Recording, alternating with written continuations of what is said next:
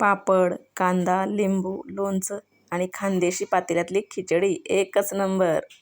आज आपण बघणार आहोत खानदेशी पद्धतीने बनवलेली गावाकडची पातेल्यातली खिचडी. चला तर वेळ न करता आपण बघूया आपली खिचडी. नमस्कार, मी उषा पाटील स्वागत करते तुमचं खानदेशी रेसिपीमध्ये. या ठिकाणी मी मोठं पातेलं तापायला ठेवलं आहे. त्याच्यामध्ये 5 चमचे तेल टाकून घेतलेलं होतं आधीच. आता याच्यामध्ये लसण, अद्रक आणि जिरे एकत्र खलबत्त्यामध्ये कुटून त्याची पेस्ट बनवून ती तेलामध्ये सोडली. आता याच्यामध्ये भरपूर कढीपत्ता टाकायचा आणि अर्धी वाटी शेंगदाणे टाकायचे. शेंगदाणे मस्त परतून घ्यायचे. आता याच्यामध्ये पाव चमचा हिंग घालते. हिंगामुळे खिचडीला खूप छान चव येते. हलवून घ्यायचं.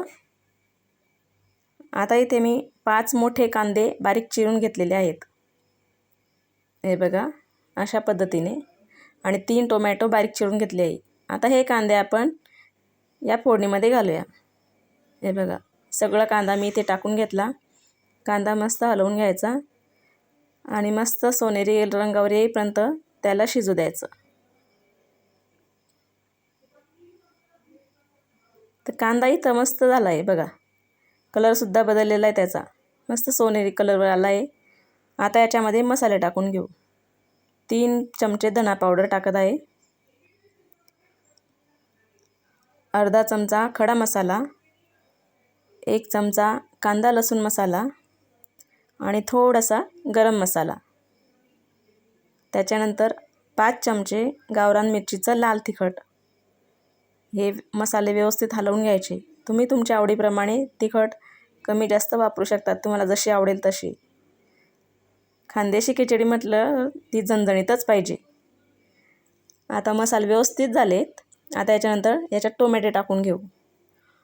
मसाल्याच्या आधी जर टोमॅटो टाकला तर आपले मसाले व्यवस्थित होत नाही, कारण टोमॅटोमध्ये भरपूर पाणी असतं. म्हणून मसाले शिजल्यानंतरच टोमॅटो घालायचा. ही खानदेशी पद्धतीची एक ट्रिक आहे चविष्ट होण्यासाठी खिचडी. आता टोमॅटोसुद्धा आपले मस्त शिजले आहेत बघा. तेल पण मस्त सुटलं आहे. आता याच्यामध्ये हळद टाकून घेऊ. 1 चमचा हळद घालते. हलवून घ्यायचं.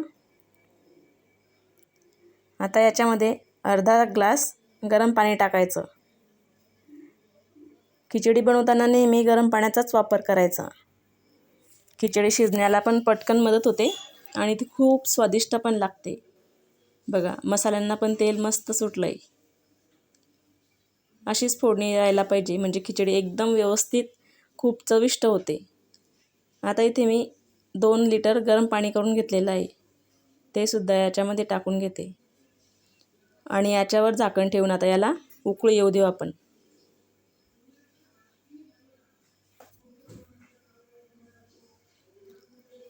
पाण्याला उकळी येईपर्यंत आपण डाळ तांदूळ बघा धुवून घ्यायचे. इथं मी 1.25 किलो तांदूळ आणि अर्धा किलो तुरीची डाळ घेतलेली आहे. तुम्ही कोणताही तांदूळ वापरू शकता. मी इथं काली मूच हा तांदूळ घेतलेला आहे. आता याला व्यवस्थित 4 ते 5 पाण्याने धुवून घ्यायचा.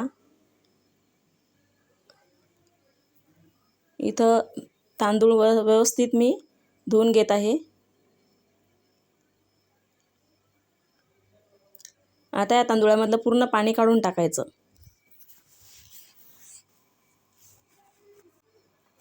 आता झाकण काढायचं. बघा पाण्याला मस्त खळखळून अशी उकळी आली.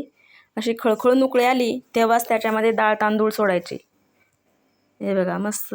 आता इथलं धुतलेले डाळ तांदूळ मी याच्यामध्ये टाकून घेते.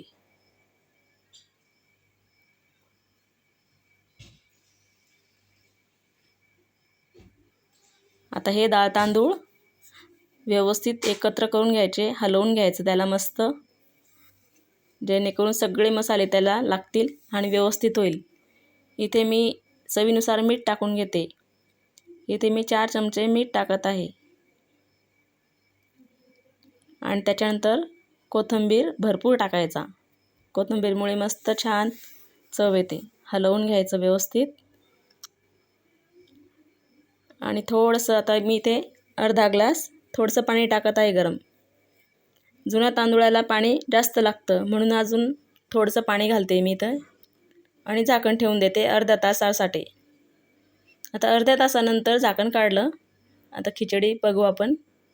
बघा खिचडी किती मस्त झाली, व्यवस्थित.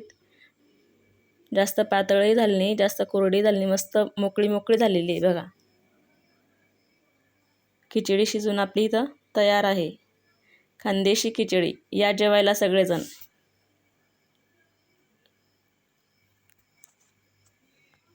आतापर्यंत तुम्ही कुकरमधली खिचडी भरपूर खाल्ली असेल, पण अशा पद्धतीने सुद्धा तुम्ही एकदा खिचडी बनवून बघा पातेल्यामधली. खूप चविष्ट लागते, स्वादिष्ट लागते.